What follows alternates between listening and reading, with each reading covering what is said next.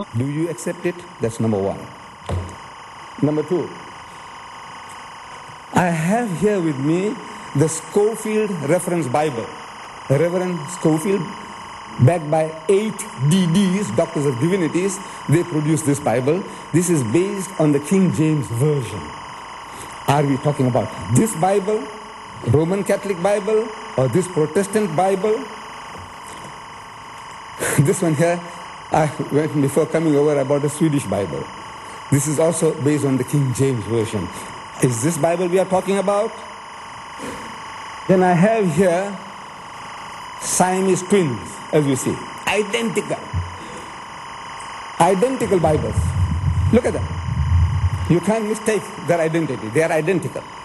Both say Revised Standard Version, Revised Standard Version. Out of these two, one is 1952 and one is 1971. Which one would you accept as the Word of God? So we have to identify. If you can help me, you say, look, I accept the RSV, or I accept only the Swedish Bible, I only accept the King James Version, or I accept the Roman Catholic Bible, then we can proceed. Otherwise, we don't know which Bible are we talking about. Because these are all different Bibles. By God, they are not the same. Even these twins are not the same. They may look like Siamese twins, but they are not. So if I have the privilege of knowing, it will make it easy, my task easier to proceed with the Bible which the pastor accepts as the Word of God. Out of all these, which one? Sir? Yes.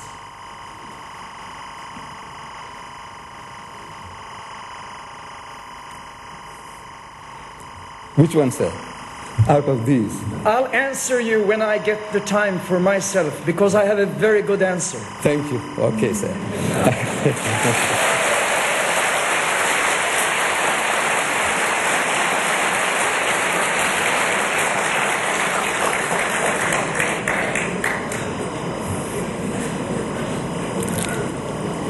When we open the Bible, any one of these, the common denominator, I'm talking about the common denominators now. When we open this Bible, any Bible, the first verse of the Bible, Genesis 1:1.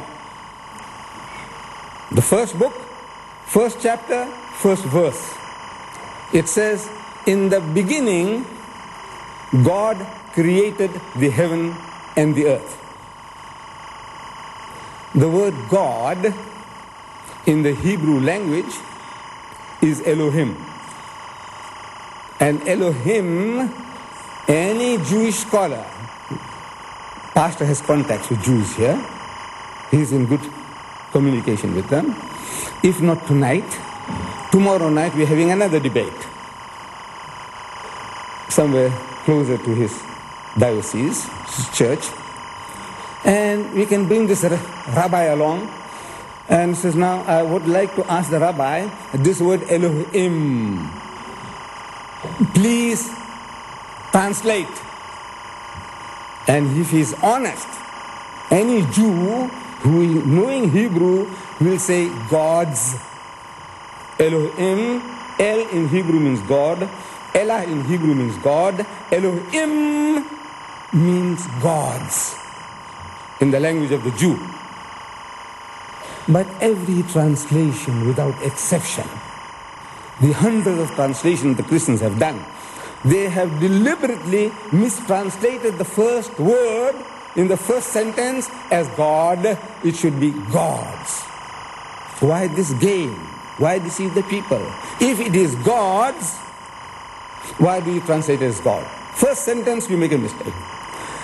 Then, if this is the Word of God, as the pastor told me on the tape, is that he is a fundamentalist. And I love that. He is a man, he said, I believe that between cover to cover, from one end to the other, I accept everything from cover to cover as the Word of God. No change on that, no change. So it makes my task easier. He accepts everything as God's Word. So it says, now this word here, what is it? It is God, you have no right to change. No person has a right to change. The word there created the heaven and the earth. Now, in the fifth major revision of the King James Version, the word heaven is now changed to heavens. Where it's supposed to be gods is singular. Where it is singular, made it into plural.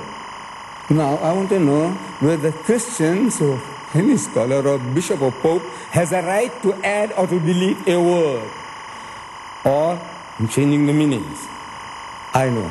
The book of Revelation, the last book of the Bible, says that whosoever adds or deletes anything from the word of God, plagues be added unto them. So, we would like the professor to explain, the pastor to explain, who did this and who's doing this with the word of God, if it is the word of God. Then in the first 5 books of the Old Testament, Genesis, Exodus, Leviticus, Numbers, and Deuteronomy, 700 times we are told that this is not the book of God. This is not the word of God. 700 times you read, and the Lord said unto Moses, and Moses said unto the Lord said unto Moses, and Moses said unto the Lord, which means the Lord didn't speak these words, nor did Moses write those words.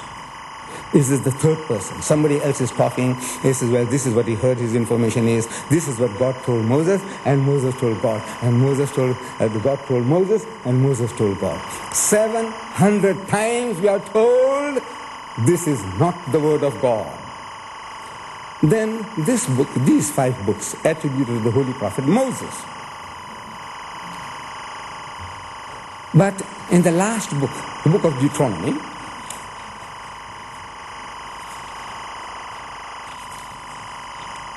chapter 34, we read, so Moses, the servant of the Lord, died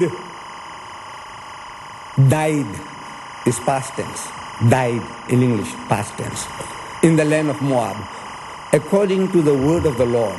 And he, God Almighty, buried him in a valley in the land of Moab, over against Beth Peor. But no man knoweth of his sepulchre unto this day. Nobody knows where his grave is, up to today, when somebody else is writing. Moses, before he died, he couldn't have written that no man knoweth of my grave up to today. The man is still alive. How can he say that? And Moses was 120 years old when he died. When he died. Moses wrote that.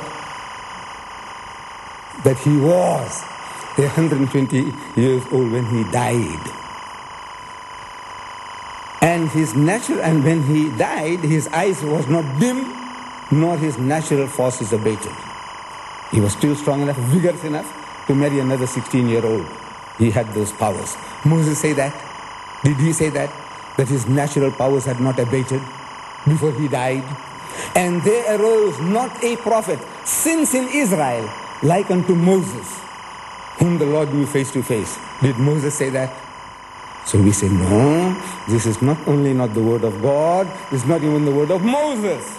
Somebody else is writing it on the very face of it. Any school child in the kindergarten who can understand and read this will be able to confirm and tell you this is not God's word and this is not the word of Moses. These twins that I have, twins.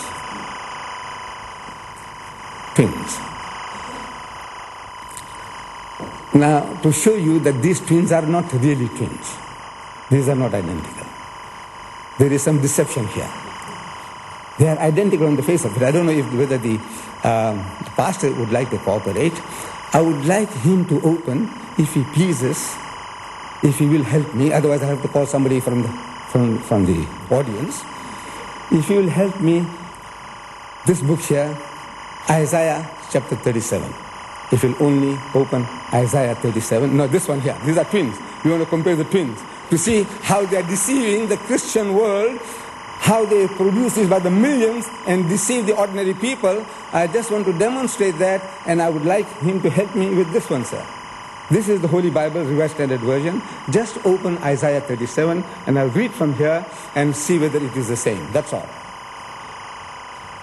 If you will, sir. Shall I? Yes, sir. Okay. Just open it. Just open it. Just have a look, sir, while I'm reading. Just have a look whether I'm reading correctly.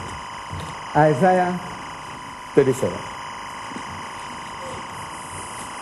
Which verse? From verse 1, sir.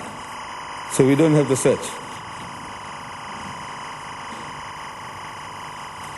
37. Isaiah. Got it, sir? Verse 1.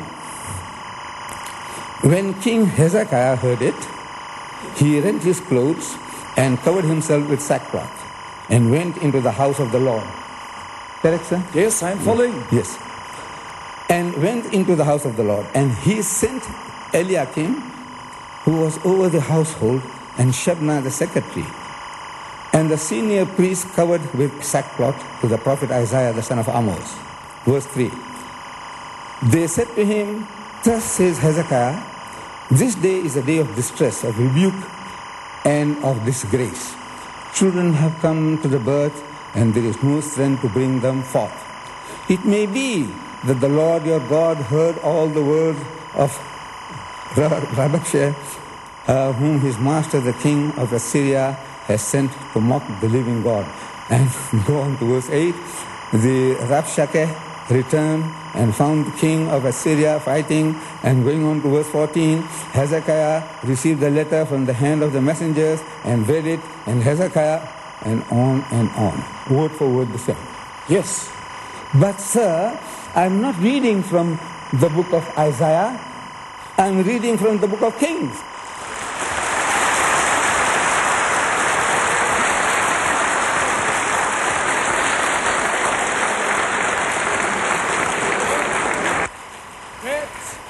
In your time, we'll explain that when your time That's comes. the greatness of the Bible.